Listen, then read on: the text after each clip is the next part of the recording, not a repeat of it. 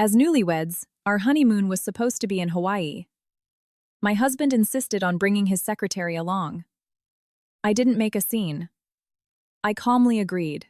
After landing, he discovered that I hadn't boarded the plane. When he turned on his phone, he was in absolute shock. Life has 1,000 flavors. It is between sorrow and joy that true affection reveals itself.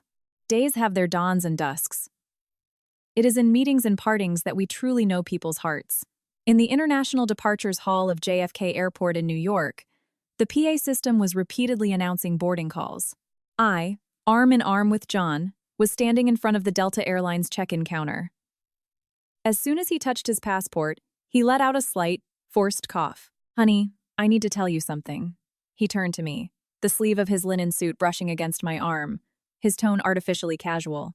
"Chloe has an urgent document she needs to go over with me. She's coming with us on this honeymoon, so we can handle the work along the way." When I looked up, I saw Chloe Davis emerging from the crowd. She was wearing an elegant, custom-made white dress and rolling a carry-on bag identical to mine.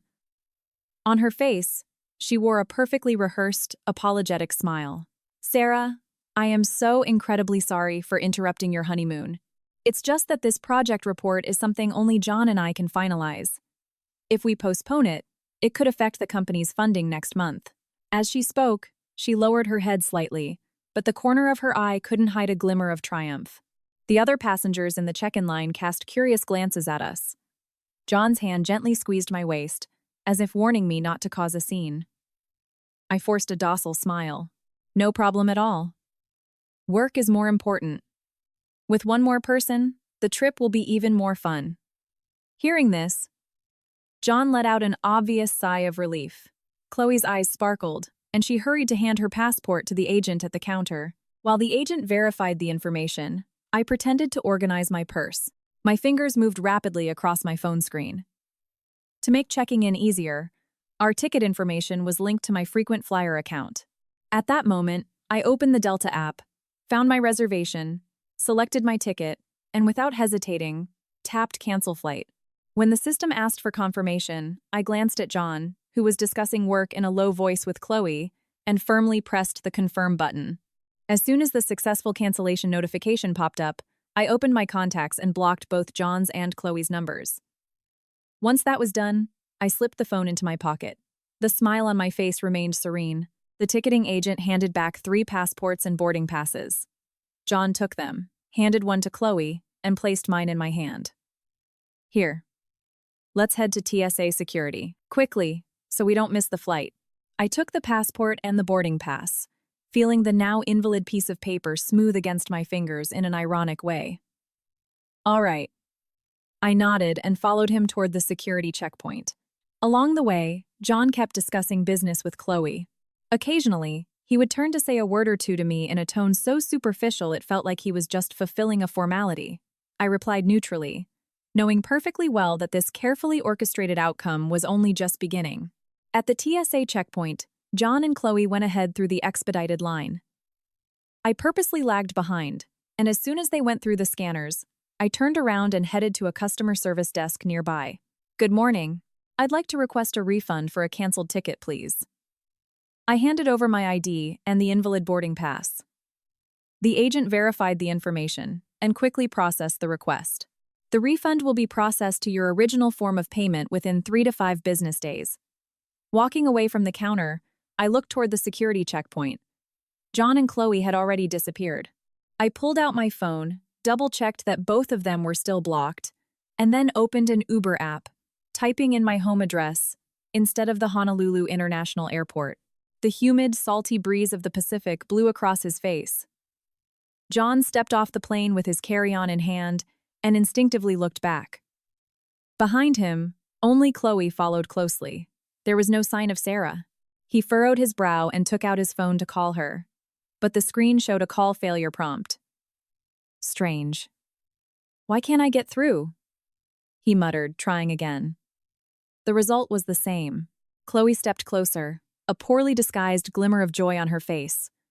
"John, do you think Sarah's phone died? Or maybe she doesn't have service?" She paused and added, "Maybe she's waiting for us at baggage claim. Let's go get our bags first." John agreed and followed the flow of people to the baggage carousel. He watched the suitcases go round and round, but Sarah's pink suitcase never appeared. A growing unease began to settle in his chest. He took out his phone and opened iMessage to text her, only to discover his messages were turning green and not delivering. He had been blocked. Chloe peeked over and couldn't contain a smirk. "John, do you think Sarah missed the flight on purpose?" John's face hardened.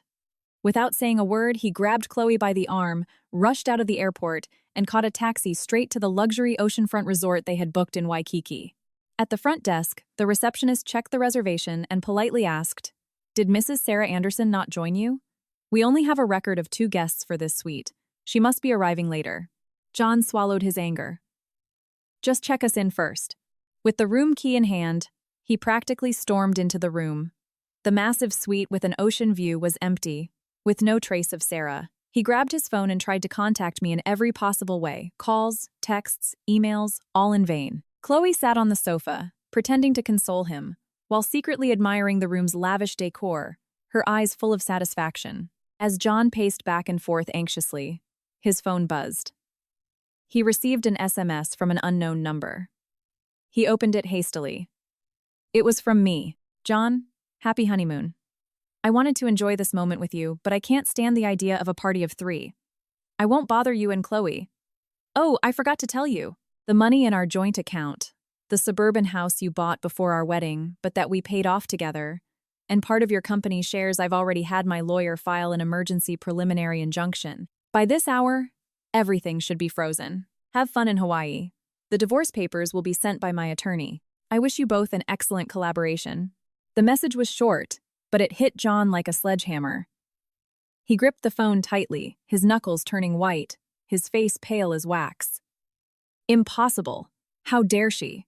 he yelled, throwing the phone onto the sofa. The screen cracked, a long fissure appearing across the glass. Chloe was startled. She picked up the phone and, upon reading the message, her triumphant look vanished instantly. "John? What? What are we going to do now? The accounts are frozen. How are we going to pay for our expenses here?" John ignored her, walking to the floor-to-ceiling window and staring out at the blue ocean, his chest heaving violently. He had never imagined that Sarah, always so docile and obedient, would do something like this to him. He tried calling his company's finance department to have them wire him money, only to discover that both his personal and business accounts were inaccessible. He tried contacting his lawyer, but the number went straight to voicemail. It didn't take a genius to figure out that Sarah had already taken care of that too.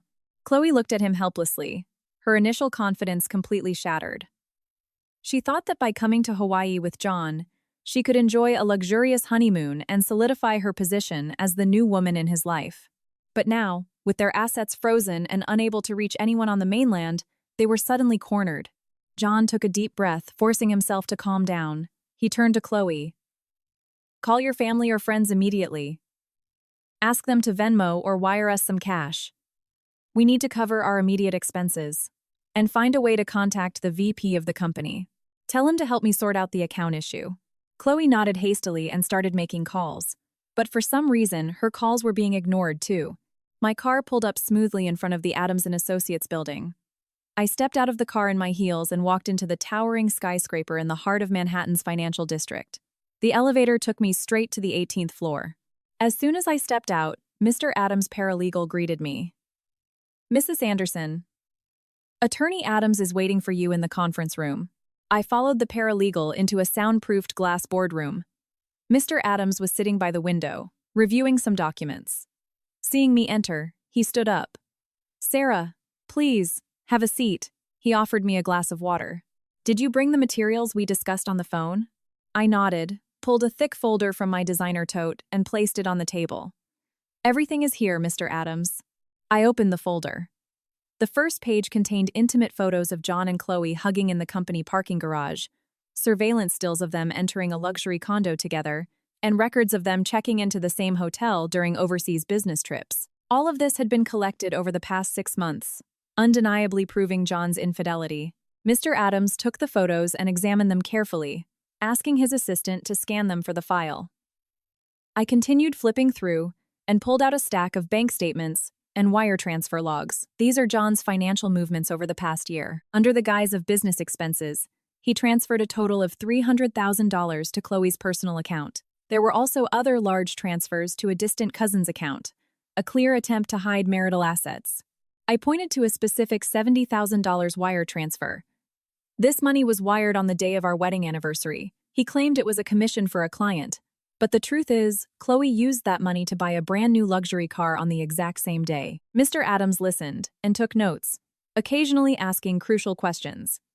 Do these transfer records have corresponding evidence, such as text messages or invoices? Yes. I pulled another stack of papers from the folder. Here is the purchase agreement for Chloe's new car. The routing number matches the one that received the wire transfer. I also have their iMessage logs, where they explicitly discuss using this money. Part of it went to buying designer bags she asked for, and another part was meant for a down payment on a house for the two of them. I paused. These transcripts are complete, unaltered, and have been notarized. Mr. Adams nodded and organized the documents. This evidence is more than sufficient. It proves adultery and the malicious dissipation of marital assets by John.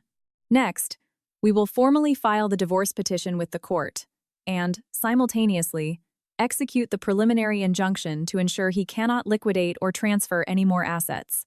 He opened his laptop and showed me a drafted divorce petition. Please review the demands section to see if anything needs altering. I leaned in to look. The petition clearly requested the dissolution of the marriage, demanded that John receive a significantly reduced share or none of the marital estate during asset division, and sought compensatory damages for emotional distress. It also demanded that Chloe return the illicitly received funds. No changes needed. It is exactly what I want. I signed it and handed it back to him. Regarding the emergency injunction, Mr. Adams continued, we have already petitioned the court to freeze all bank accounts, real estate properties, vehicles, and company shares under John's name. The judge has signed the order, and the relevant financial institutions should have already executed it. He handed me a copy of the court order. You can rest easy. Right now, his assets are locked down. Nothing can be transacted or transferred. I took the order, my finger tracing the court's raised seal, feeling absolutely no emotion. At that moment, Mr. Adams' cell phone rang. He answered, spoke for a moment, and hung up. I was just informed that John and Chloe have arrived in Hawaii. They noticed you were missing and have been trying desperately to contact you, but you've blocked all their numbers. Furthermore, they tried to use a corporate credit card to pay the hotel, only to find the account frozen. They must be panicking right now. I took a sip of the warm water, a faint smile forming on my lips. Let them panic for a while. After all, the show is just beginning. Mr. Adams smiled. From now on, we will move forward with the divorce proceedings and the forensic accounting simultaneously. If you find any new evidence, contact me anytime. As for John's company, we will also send auditors to investigate, ensuring no marital assets are left unaccounted for. I stood up and shook Mr. Adams' hand. Thank you so much. I'm counting on you. Leaving the law firm, the sun was shining brightly. I looked up at the blue sky and took out my phone to make a call. Hello, I need you to look into the recent financial situation of John's company, especially the projects he personally oversaw. If there's anything anomalous, let me know immediately. John's company, Innovatic, occupied the top floor of the most prestigious office building downtown. When I arrived at the reception desk, the receptionist was visibly surprised. Mrs. Anderson, what are you doing here? Her face showed hesitation, clearly not expecting me. I'm here for an emergency meeting of the board of directors. I handed her a formal notice I had already prepared, signed by me as a shareholder with 30% equity, strictly in accordance with the company's bylaws. The receptionist didn't dare hesitate and immediately called the board secretary. In less than 2 minutes, the secretary hurried out of the elevator with a complex expression on her face. Mrs. Anderson, you called this emergency meeting without notifying Mr. Anderson in advance? Just to let you know, he might not be available to answer his phone right now. I smiled discreetly and walked straight to the boardroom. The other 4 directors were already seated around the table, looking perplexed. They had received the summons just that morning and didn't know the agenda. I took my seat in the shareholders' chair next to the CEO's empty seat and connected my laptop to the room's projector. Gentlemen, I have called you here today for an emergency meeting to discuss 2 critical matters. I looked around the room, fixing my gaze on the CFO, Mr. Larson. The first matter concerns the company's financial status over the past year. I have a detailed forensic audit report that you may review. I clicked the mouse, and a series of data and charts appeared on the screen. This is the $1.5 million that John withdrew from corporate accounts under the guise of project investments. In reality, this money was never used for any project. It was funneled into a shell company controlled by him. I pointed to a record of a massive transfer. And here, he used his position to transfer core technology patents to an associated company at a fraction of their value, securing personal profits and causing a direct loss of at least $800,000 to this company. The room erupted in murmurs. Several directors began discussing in low voices. Mr. Larson adjusted his glasses. Sarah, is this data accurate? The financial reports we reviewed showed none of these records. Of course they are. I pulled the original audit report from my briefcase and distributed copies to the board. This report was issued by one of the top accounting firms in the country. Every capital flow is thoroughly documented. To cover his tracks, John falsified the financial statements and bribed a senior manager in the finance department. I clicked the mouse again, and a video of the manager's confession played on the screen. This is the evidence he voluntarily provided, confessing that John instructed him to cook the books and misappropriate funds.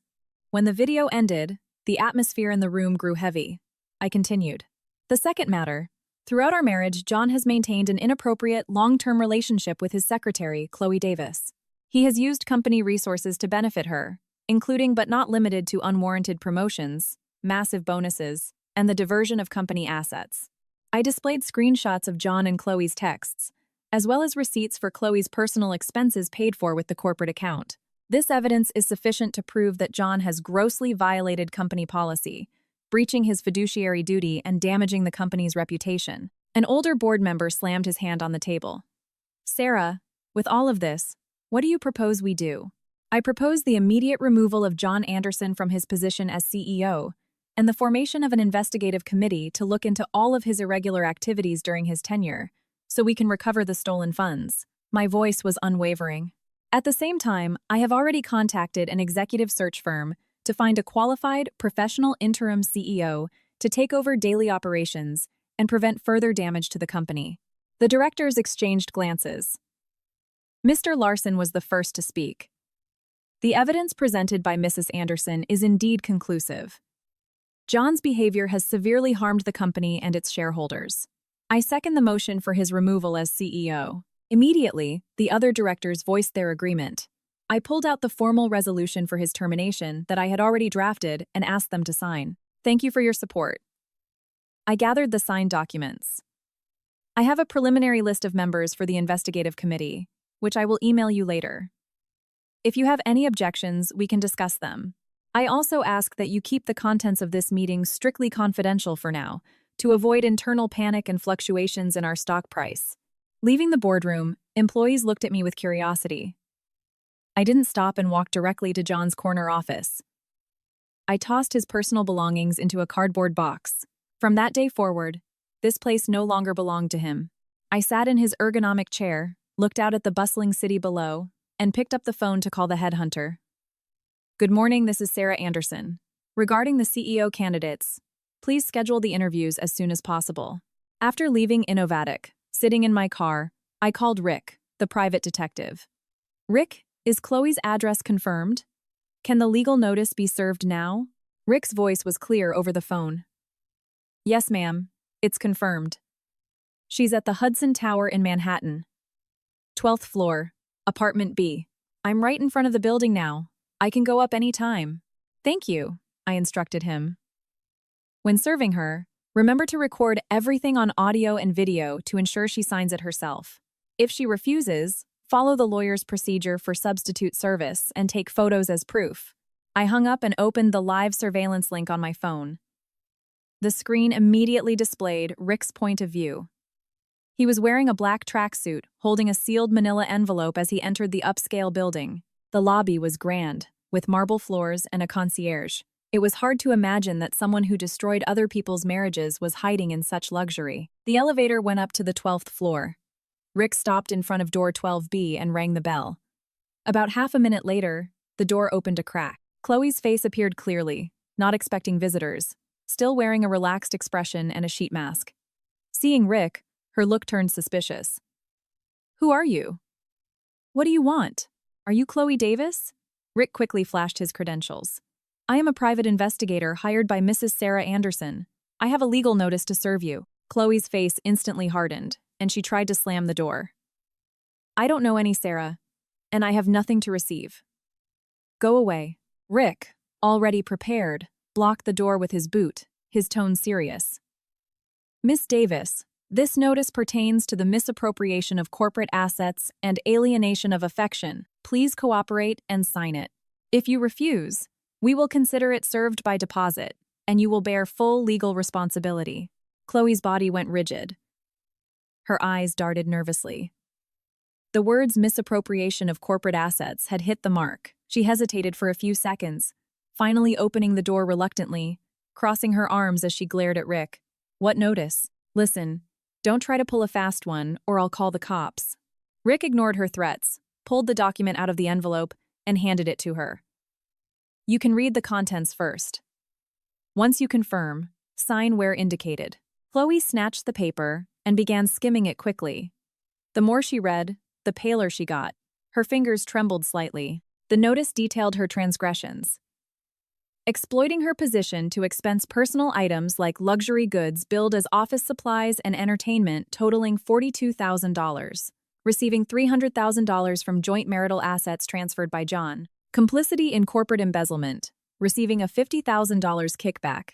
And carrying out a long-term illicit affair with a married man, destroying his marriage and family. At the bottom, the notice explicitly demanded that Chloe return all illicitly gained funds totaling $392,000 within 7 days, under penalty of criminal prosecution. This is slander." Chloe snapped her head up, her voice shaking. "This money was given to me voluntarily by John.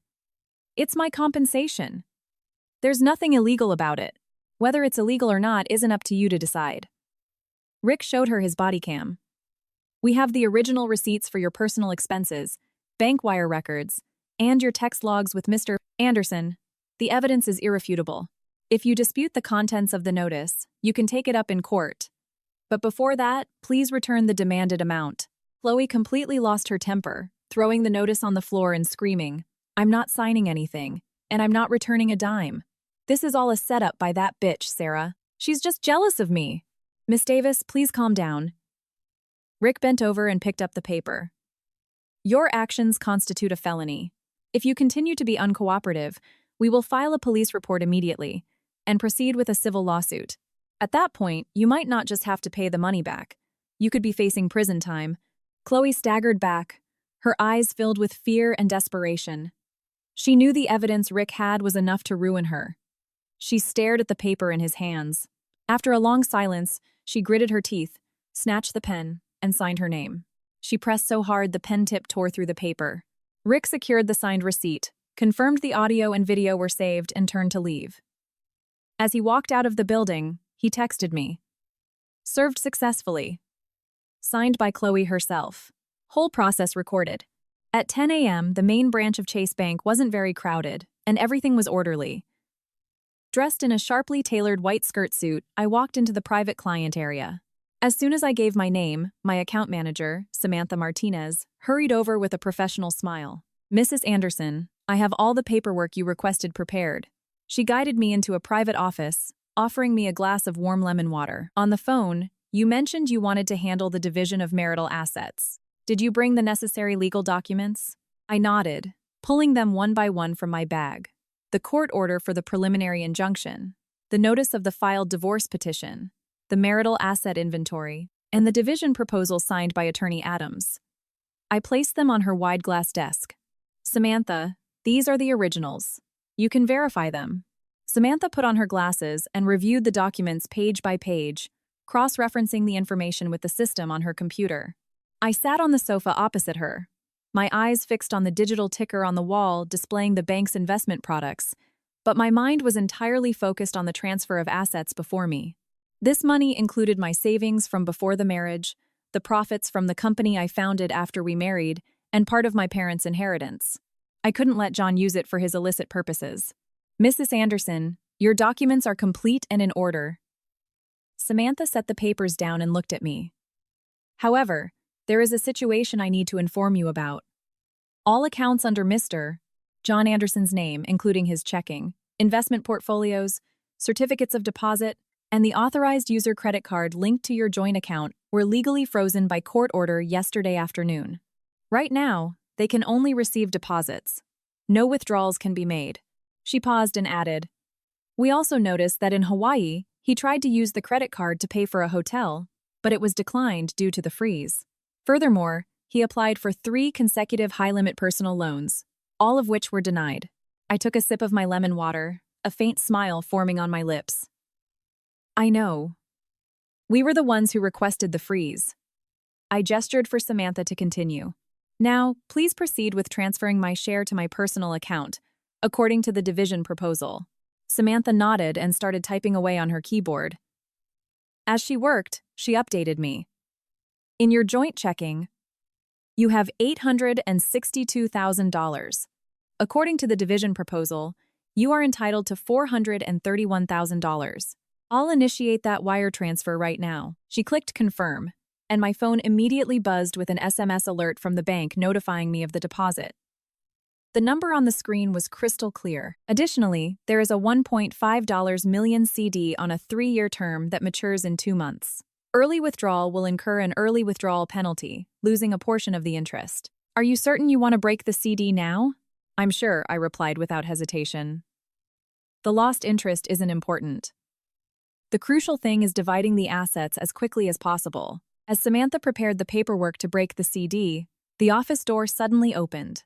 A bank security guard rushed in and whispered something into Samantha's ear. Her expression shifted slightly, and she turned to me apologetically. "Mrs. Anderson, I am so sorry. Please wait 2 minutes. I have to go handle a situation out there." I nodded and watched her leave quickly, feeling a bit intrigued. Shortly after, I heard shouting coming from the main lobby. A man's voice, clearly angry and anxious. Despite the thick glass, I vaguely recognized the voice as Tyler's, John's cousin, the one who had helped him hide the assets. I stood up, walked to the office door, and peeked out into the lobby. I saw Tyler pointing a finger at a teller, screaming, "Why did you freeze my account? I have nothing to do with John's problems. Unfreeze it right now, or I'm suing the bank." He was wearing a wrinkled jacket, his hair a mess, looking unhinged. Several curious customers had already gathered around. Samantha tried to speak with him, keeping her tone as calm as possible. "Mr. Tyler, your account was frozen because there is evidence that Mr. John Anderson repeatedly transferred large sums of money to you, raising suspicions of malicious dissipation of marital assets. The court's freezing order explicitly includes associated accounts." She tried to hand him a copy of the court order. "Here are the legal documents. You can read them yourself." "I don't give a damn about your court orders." Tyler shoved Samantha's hand away, scattering the papers across the floor. "That money was a loan from John for my business. It has nothing to do with his marital assets. If you don't unfreeze my account, I'm sitting right here all day." Saying that, he plopped himself down on the lobby floor like a toddler throwing a tantrum. I frowned, walked back to my seat, and texted Attorney Adams, explaining the situation. Within minutes, he replied, "Sarah, Tyler's account is indeed a major channel for John's asset diversion. We already have proof of his complicity. Don't worry about him.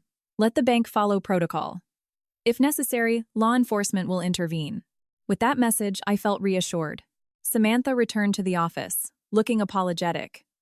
"Mrs. Anderson, I'm so sorry for the spectacle." "It's fine," I shook my head. "Handle Tyler's situation however you see fit. Let's continue." Samantha agreed and returned to her computer. "Mrs. Anderson, breaking a CD of this size requires corporate approval. It will take about half an hour." As she filled out the forms, she added, "The commercial storefront downtown that you bought together, registered in both your names, has also been seized by the court. As soon as the divorce decree is finalized, we will help you handle the transfer of the deed." I took out my phone and pulled up the commercial lease agreement I had saved.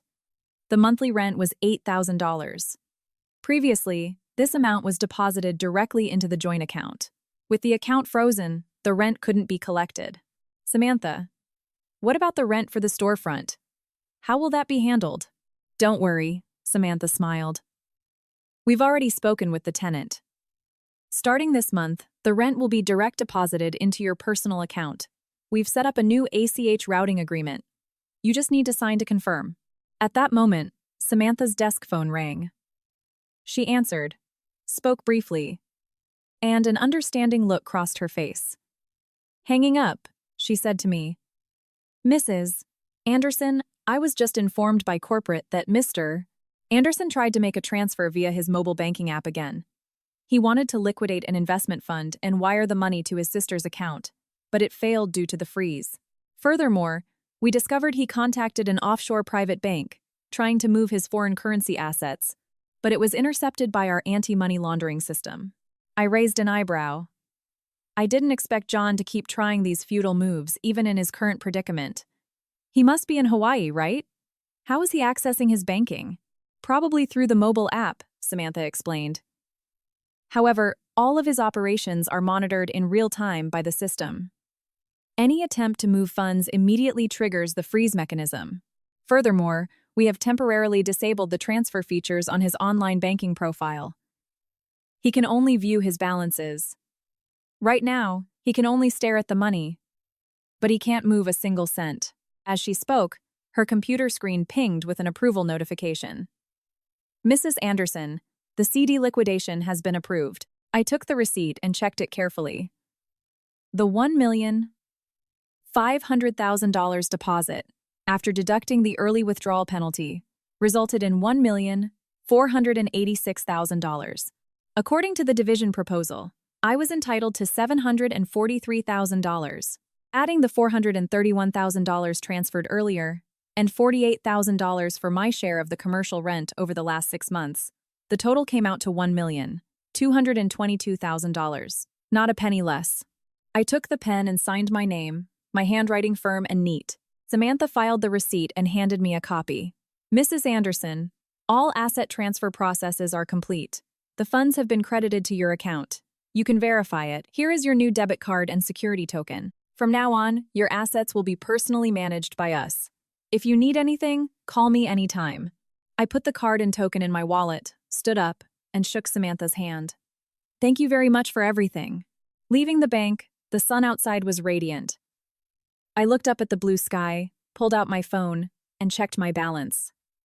The number $1,222,000 appeared clearly on the screen.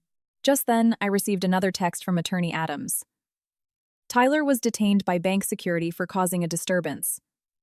We've contacted the police. His complicity in John's asset diversion will also be investigated. That afternoon in Hawaii, the sun streamed through the floor-to-ceiling windows, illuminating the hotel suite, but John's face was darker than a storm cloud. He had emptied his luggage, scattering all his valuables across the carpet. A Patek Philippe watch, a Cartier necklace, and a limited-edition Rolex.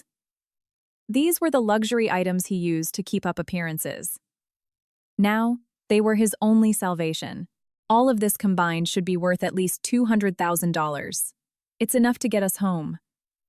John picked up the Patek Philippe, carefully wiping dust off the dial, a thread of hope in his voice. Chloe, sitting on the couch next to him, looked anxious. But we don't know anyone here. How are we going to sell them?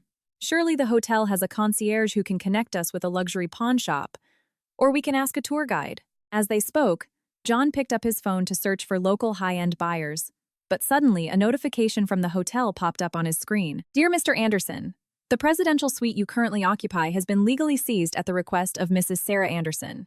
To remove any valuable items from the suite, written authorization from Mrs. Sarah Anderson is required. Additionally, due to the violation of your reservation agreement by unilaterally altering the registered guests, you have incurred a penalty equal to 3 times the cost of your stay, totaling $18,000. Please settle this amount within 24 hours.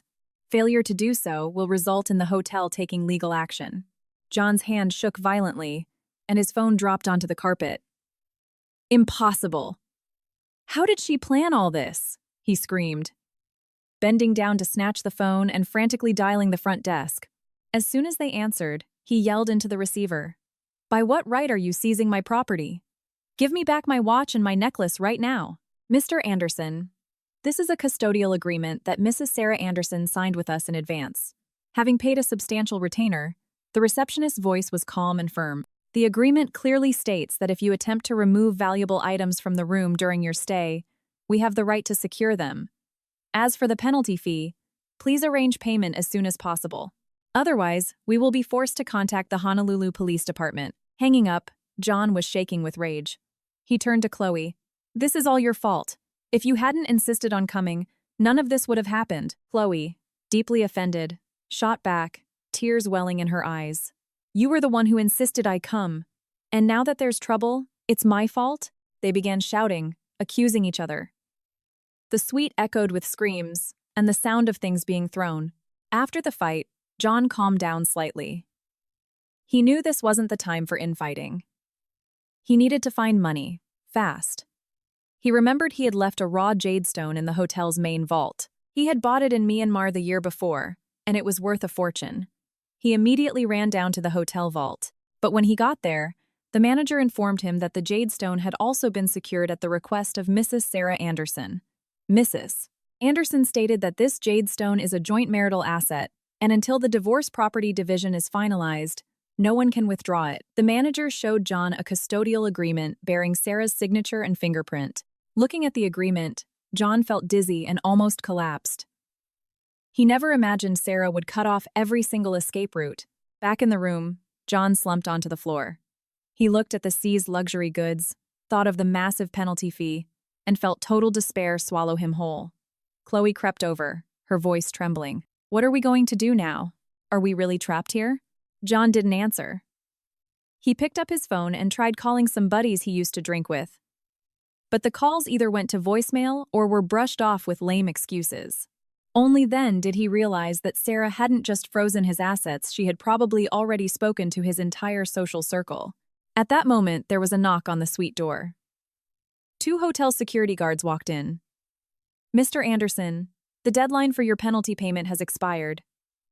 Can you settle the balance now? John looked up at them, his eyes full of rage and helplessness. I don't have the money right now. Can you give me a few more days? We are sorry, sir, but we are just following protocol, one of the guards said. If you cannot pay, we will have to hand you over to the local authorities. Saying that, they unclipped a pair of zip ties, preparing to detain him. John backed away in terror, while Chloe, even more terrified, shrank into a corner, trembling. My car drove out of the city and wound its way along a rural upstate New York road. Half an hour later, the familiar outline of the old brick house appeared on the horizon. The dark roof and the old maple tree by the driveway were still as grand as ever. I parked the car, grabbed the gifts I had prepared, and walked through the half-open wooden gate. Who is it? I heard my mother-in-law's voice coming from the kitchen, accompanied by the sound of vegetables being chopped. I walked to the kitchen door and, seeing her in her apron, busy at the counter, I called out softly. Mom. Martha turned around and, seeing me, was stunned. The knife in her hand stopped in midair. Sarah? What are you doing here? Where is John? Aren't you two in Hawaii for your honeymoon? I came back to tell you something. I walked into the kitchen, gently took the knife from her, and helped her move the chopped vegetables into a bowl. John is still in Hawaii. I didn't go with him. Just then, my father-in-law walked out of the living room with a newspaper in his hand, looking confused. What's going on? Why didn't you go on the honeymoon together? Did John do something to you? I shook my head, put down what I was holding, and pulled a folder from my bag. I sat down at the dining table. Dad, Mom, please sit down. I have something important to tell you. My in-laws exchanged a look and sat down across from me. I opened the folder and first showed them the intimate photos of John and Chloe. Dad, Mom, John cheated on me. With his secretary, Chloe, these photos were taken over the last 6 months. There is also proof that they were living together. Martha picked up the photos, her face growing darker by the second, her fingers trembling slightly. That bastard. What did we teach him? Cheating on his wife. What a disgrace to our family. Joe, furrowing his brow, looked at the photos in silence, his face pale with fury. I continued, showing them the evidence of his embezzlement and hidden assets. And that's not all. John, under various excuses, siphoned off our joint assets and even used corporate funds to buy luxury items and a house for Chloe. These are the bank statements and the forensic audit report. Everything proves what he did. Joe picked up the audit report, put on his reading glasses, and read it carefully. The more he read, the angrier he got. He slammed the report onto the table. Animal! How did I raise a son like this? Embezzling company money. He belongs in prison. Dad, Mom, I've already filed for divorce and requested an emergency asset freeze. John's accounts are frozen. I looked at them, my voice sincere. I came here today not to complain, but so you would know the truth. I know you've always treated me wonderfully, like a daughter. So whatever you decide to do, I will understand. Martha wiped a tear and grabbed my hand. Sarah, my sweet girl, this is so unfair. John has been a monster to you. We both failed you. She turned to her husband. Joe, this divorce has to happen. John messed up, and he has to pay the price. We cannot protect him. Joe nodded heavily and sighed. Sarah, our family failed you. Rest assured, we will not interfere with the divorce. On the contrary, we will help you however we can. John always hid money. There are some old accounts of his that we know the passwords to. We'll give them to you right now. Saying that, Joe went to his study and returned with an old ledger. He opened it to a specific page. This is his college savings passbook. There should still be quite a bit of money in there. The pin is his birth date, and in his old desk upstairs, there's a metal lockbox with some investment contracts he bought secretly, without telling you, Martha added. That girl, Chloe. I always suspected her. Whenever she came to the house for company parties, she looked shifty and wore clothes way beyond her salary. I have a designer bracelet here that she dropped the last time she was here. It has her initials engraved on it. John probably bought it with company money. Take it as evidence. I took the passbook and the bracelet, feeling a deep warmth in my heart. My in-laws' understanding and support gave me even more strength to push forward with the divorce.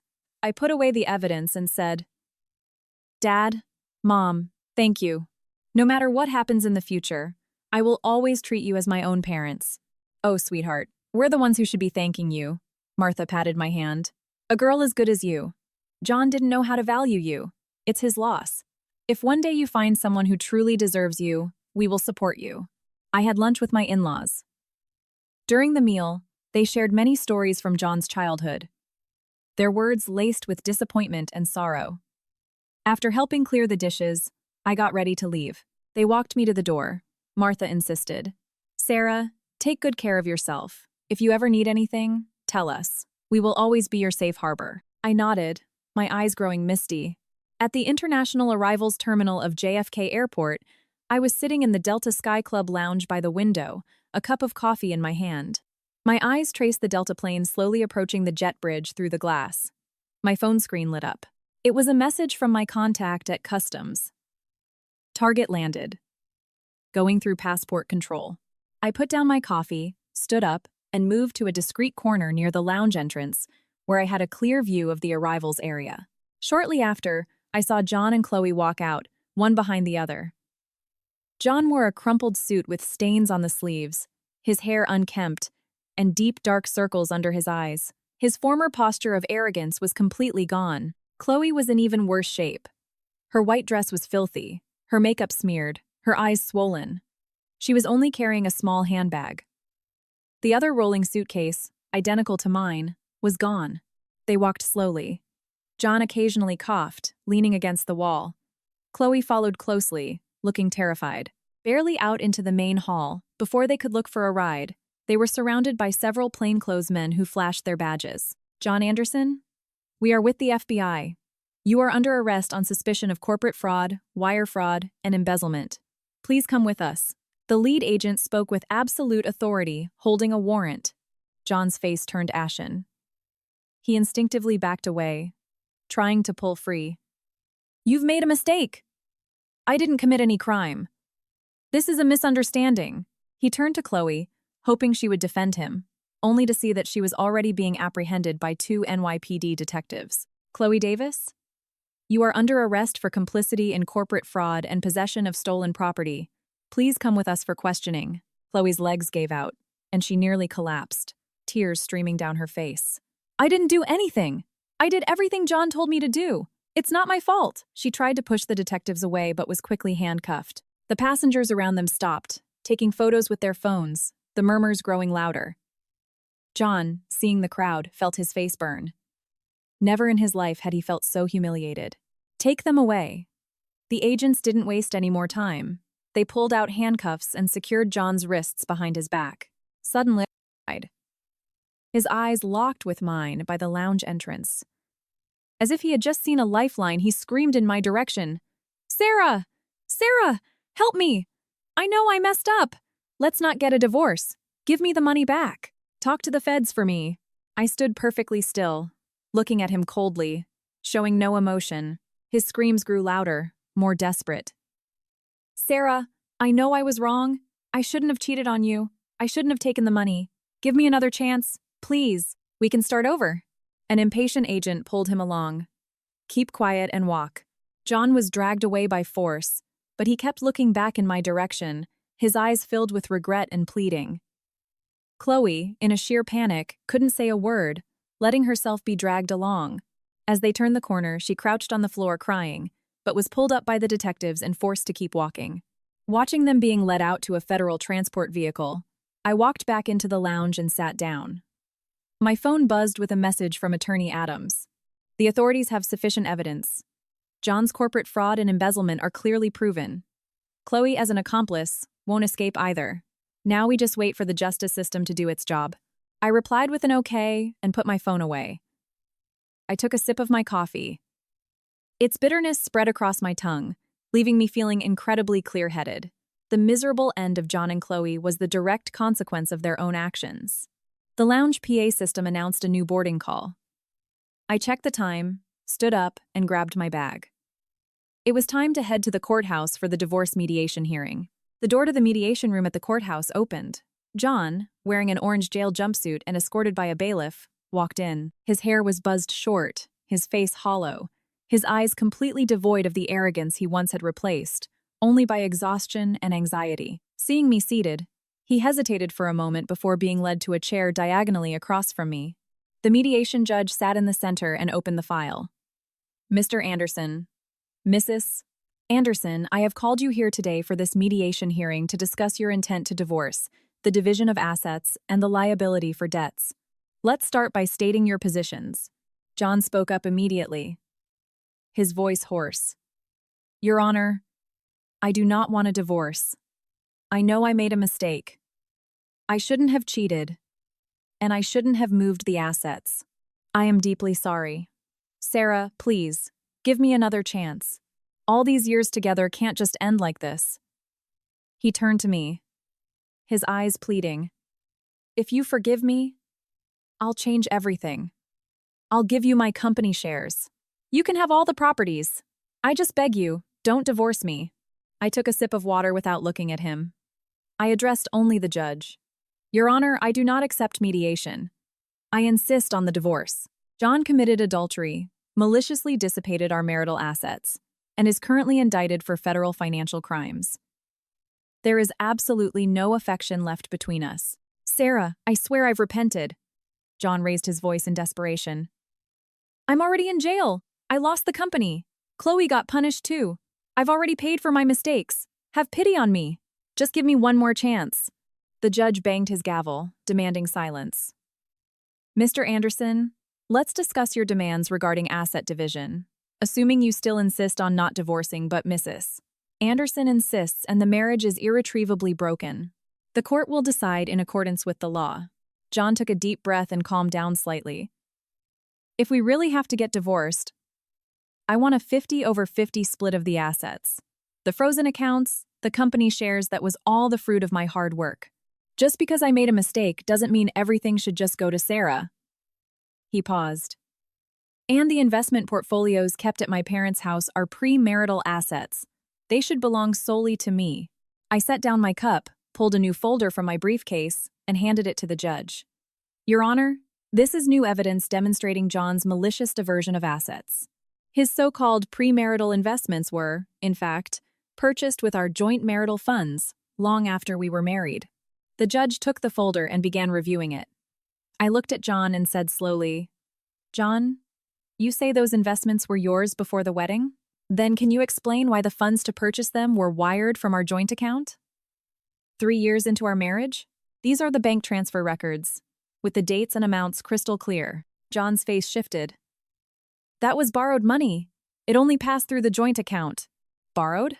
I laughed disdainfully and presented another piece of evidence. "This is a transcript of your texts with your cousin, Tyler. You asked him to forge a loan agreement to pass off marital property as your personal assets. Unfortunately for you, Tyler has already confessed everything to the FBI. He was the one who provided this text log," I continued. "And the suburban house you bought under your cousin's name? The down payment and mortgage were paid with our embezzled assets. Here is the property deed, the bank statements, and an audio recording of a call with your cousin where you explicitly state the house was for you and Chloe."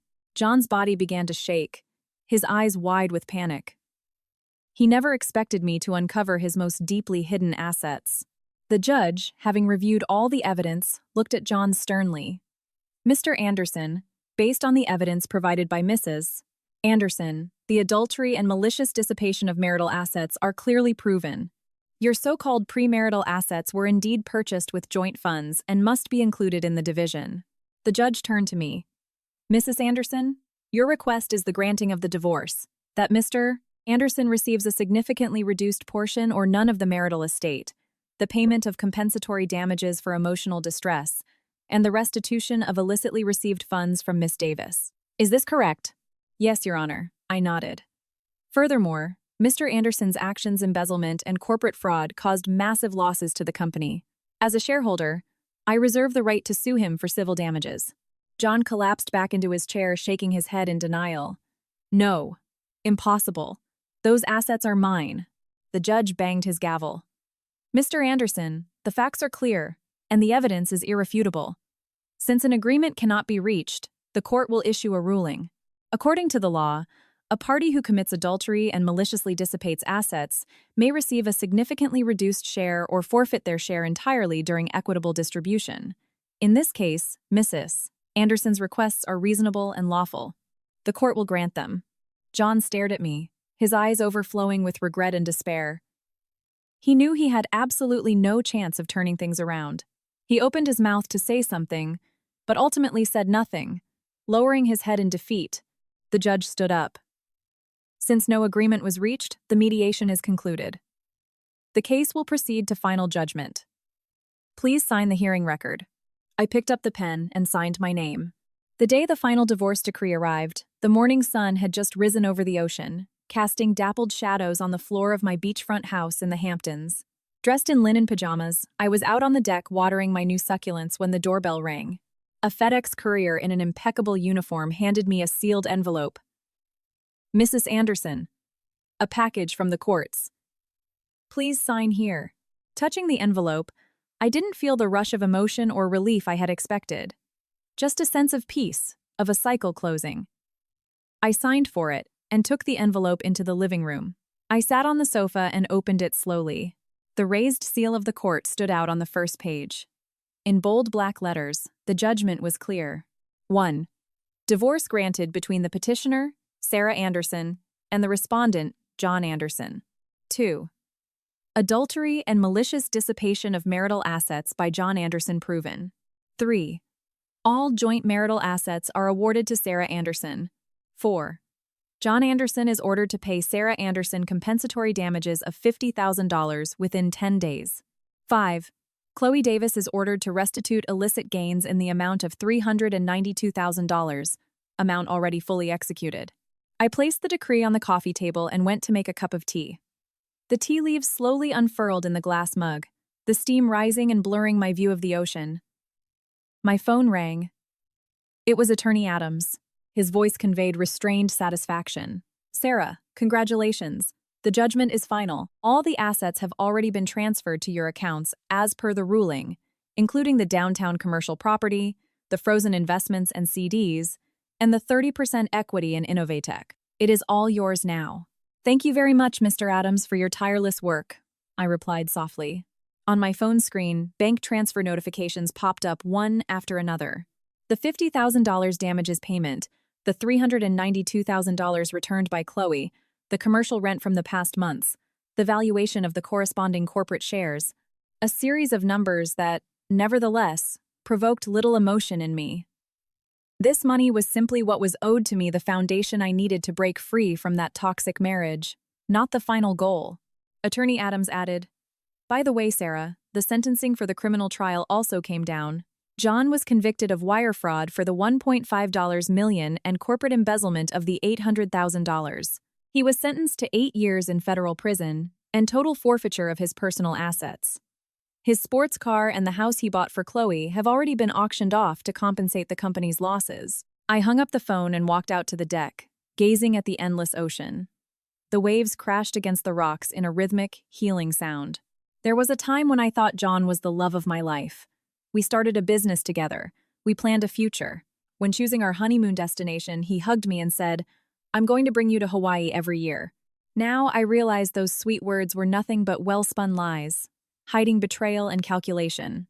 As my mind wandered, my phone buzzed. It was a message from Rick the PI, containing a short video and some photos. In the video, Chloe, wearing faded, worn-out clothes, was pushing a shopping cart full of scrap metal through a narrow alley in an impoverished neighborhood. Her hair was tied back messily, her face dirty, with absolutely no trace of her former sophistication. In the photos, she was standing in line at a scrapyard to weigh the metal, her eyes vacant. The designer bags and jewelry she had been so proud of were gone, replaced by calloused hands. Rick's text read, "Sarah, after returning the money, Chloe was left with nothing. She received a suspended sentence for complicity in the fraud. Now she can't find a job anywhere. The friends who used to suck up to her avoid her, and her parents, completely ashamed, cut ties. She lives in a rented room in a rundown trailer park and survives by collecting scrap metal. She's completely ruined." I locked my phone without feeling an ounce of pity. She knew John was married and went ahead anyway. She used her position to defraud a company and destroy my marriage. Her current fate was simply reaping what she sowed. She chose that path. Even if she ended up broken in pieces, she had to bear the consequences. In the days that followed, I started decorating my beach house in my own style. Before, the house had always been empty, with only a maid coming to clean regularly. Now, it was finally mine.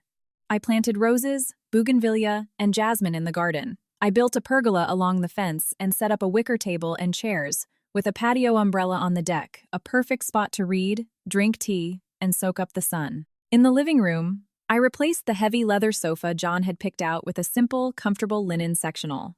On the walls, I hung my favorite oil landscapes, and on the bookshelves, I displayed the art books I had collected for years. I also revived my childhood hobbies. I signed up for an online painting course, and on Monday, Wednesday, and Friday mornings, I went to a beachfront yoga studio with a group of girlfriends. I stretched my body in the morning light, feeling the ocean breeze. On Tuesday, Thursday, and Saturday afternoons, I painted at home the sunrise and sunset over the water, the flowers in my garden, the worlds my imagination created. Painting and yoga brought me immense peace. The wounds of the past were slowly healing. Occasionally, I received texts from my former in-laws. They no longer asked me to forgive John. They simply shared trivialities of daily life. The maple tree in the yard that had bloomed, the neighbor's kid who got into college. Once, Martha sent me a photo of John in prison. He was in his uniform, head shaved. His eyes were calmer, lacking the arrogance and restlessness of before. In the message, she said, "Sarah, John is behaving himself. He enrolled in some law and business management courses. He says he failed you and asked us to apologize on his behalf. Take good care of yourself. When you can, come visit us. We saved your favorite homemade preserves." I looked at the photo in silence for a long time and replied, "Mom, thank you for thinking of me. Everything is fine here. Please take care of yourselves too. When I have time, I'll come visit." I knew my ex-in-laws were innocent. They had always treated me like a daughter. Despite John's mistakes, I shouldn't blame them. But some wounds had been opened. Some relationships would never be the same. Maintaining a respectful distance was perhaps the best solution. Besides taking care of my personal life, I began planning my career. As the largest shareholder of Innovatech, I didn't take over the management of the company. Instead, I hired a team of professional executives to run the day-to-day operations. I only participated in the monthly board meetings for major decisions. The rest of the time, I preferred to focus on my own small business. I opened an online boutique selling creative goods, my paintings, design pieces, and handmade crafts. To my surprise, the store was a hit right from the start, with orders coming in nonstop. I felt a sense of fulfillment. I had never known a fulfillment that didn't come from relying on someone else, but from my own effort and talent. In my free time, I took my canvas to the beach, painting the waves, the sand, the fishing boats. I organized trips with friends to nearby towns, to taste local cuisine and experience different cultures. I volunteered at a local nursing home, talking, playing cards, and soaking up the sun with the residents. By helping others, I found inner peace. One late afternoon, I was sitting on my deck watching the sun dip into the ocean. The sky turned a spectacular shade of orange. I took a sip of red wine. A news alert popped up on my phone. Former Innovatix CEO John Anderson, sentenced to 8 years for federal financial crimes. Ex-Secretary Chloe Davis ruined, survives by collecting scrap metal. The article detailed the crimes and the sentencing, complete with photos of Chloe's current life. In the comments, people lamented, saying that justice is slow but never fails, and that greed doesn't pay. I closed the article feeling nothing. Their destiny was written by their own hands. If John had been faithful to his marriage and the law, if Chloe had maintained her moral boundaries, they wouldn't have ended up like this. And I, after the betrayal and the calculation, didn't let myself be broken. On the contrary, I became stronger, more independent. Night fell. The ocean wind carried a crisp chill. I wrapped my shawl tighter around my shoulders. The house was quiet, filled only with the ticking of the clock. I looked up at the starry sky. That failed marriage had been a nightmare. But now, the nightmare was over. I could finally live exactly as I wanted, without submitting to anyone, without having to keep a superficial peace. The future is long, and I don't know what awaits me, but I know I have the courage and the strength to face anything. I will continue with my passions, run my business, and care for myself and those around me. In this house by the sea, I will live a quiet, free life. Maybe one day I'll find someone who truly knows how to value me. Or maybe I'll continue like this, on my own. But whatever happens, I will love myself and enjoy the beauty of life. Those who hurt me will be forgotten by time, and the wounds will heal. And I, with this serenity and determination, will keep walking firmly on my path toward an even brighter tomorrow.